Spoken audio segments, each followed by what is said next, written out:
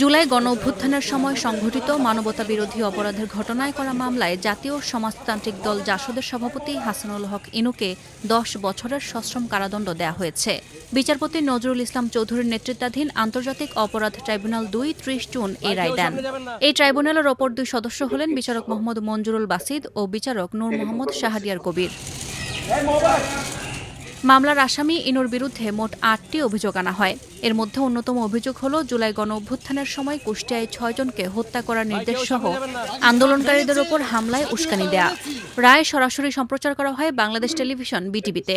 এর মধ্য দিয়ে জুলাই গণঅভ্যুত্থানের সময় সংঘটিত মানবতাবিরোধী অপরাধের ঘটনায় ৬ষ্ঠ মামলার রায় ঘোষিত হল। ২৯ জন রাষ্ট্রপক্ষের প্রসিকিউশন জানায় ইনুর বিরুদ্ধে করা এই মামলার তদন্ত শুরু হয়েছিল ২০২৫ সালের ২৫ মার্চ। তদন্ত প্রতিবেদন দাখিল হয় একই বছরের ১১ সেপ্টেম্বর। এই মামলায় ট্রাইব্যুনালে আনুষ্ঠানিক অভিযোগ দাখিল করা হয় গত বছরের ২৫ সেপ্টেম্বর। উভয় পক্ষের শুনানির পর গত বছরের ২ নভেম্বর অভিযোগ গঠন করেন ট্রাইব্যুনাল। সূচনা বক্তব্য উপস্থাপনের মধ্য দিয়ে গত বছরের ৩০ নভেম্বর এ মামলার আনুষ্ঠানিক বিচার শুরু হয়।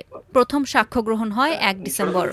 সাক্ষ্য গ্রহণ শেষে যুক্তিতর্ক উপস্থাপন শুরু হয় চলতি বছরের ১৩ এপ্রিল। ১ মাস পর যুক্তিতর্ক শেষ হয় ১৩ মে। এরপর থেকে মামলাটি রায়ের জন্য অপেক্ষায় ছিল। ২২ জুন